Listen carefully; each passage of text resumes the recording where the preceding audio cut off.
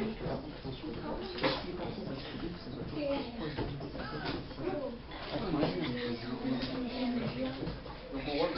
le boa et la tortue, Le boa et Koulou la tortue, un conte du Cameroun. Le boa Mombo vivait non loin de la rivière. Là, il était bien placé pour attraper les animaux dont il se nourrissait. L'homme avait repéré les traces de Momo. Sur le sol, chaque jour, le grand serpent suivait le même chemin. L'homme creusa donc un piège sur ce chemin. Il ferma le trou au moyen d'une trappe. Un tronc d'arbre alourdi par de grosses pierres et il recouvrit le tout avec de la terre.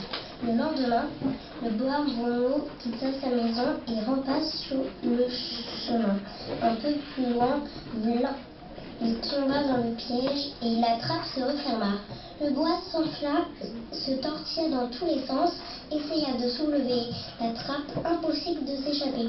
3 longues journées s'écoulèrent. Sam, le petit écureuil, s'approcha enfin du piège. Bonjour, Momo, dit-il. Ah, mon ami, comme Sam, souffla le grand serpent. J'arrive à point, je suis presque mort. Aide-moi à sortir d'ici. Sam ne pensa pas à tous ses frères et ses cousins que le boa avait mangés. N'écoutant que son courage, il poussa les grosses pierres, puis glissa un bâton sur le tronc d'arbre pour le faire basculer. Ainsi, Momo sortit du piège. Il se dressa devant Sam en ouvrant une large gueule. « Laisse-moi passer !» dit l'écureuil. « Non !» siffla le boa. « Je n'ai rien avalé depuis 3 jours.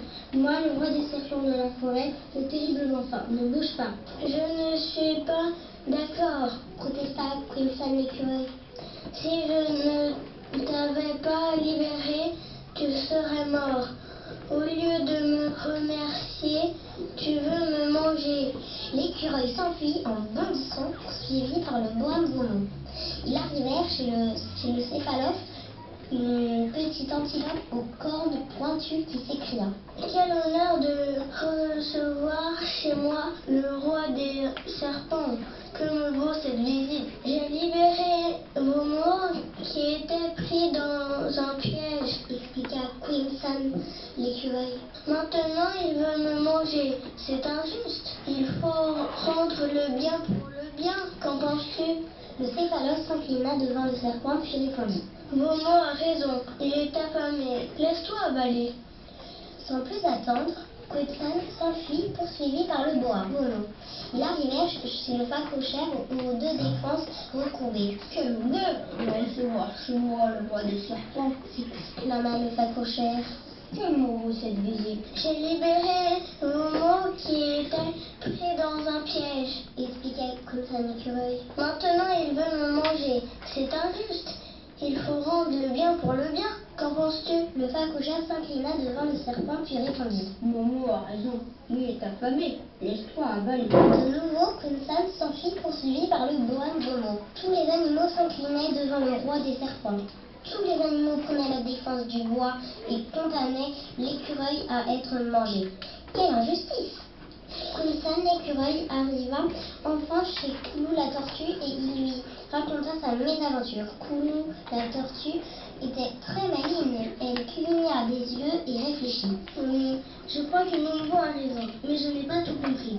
Un petit animal comme Sam ne peut pas avoir libéré un gros serpent comme Momo. C'est impossible. Pourtant, si, dirent le boa et l'écureuil d'une même voix. Montrez-moi comment cela s'est passé, insista Koulou la tortue. Et les voilà partis, tous les 3 en direction du piège. Là-bas, Sam réinstalla le tronc d'arbre et les grosses pierres. Koulou le regarda faire puis elle se tourna vers le boa. « Oh, roi des serpents, où étais-tu quand Sam l'écureuil est arrivé? »« Là-dedans, » dit le serpent. « Je ne comprends toujours pas, » soupira la tortue.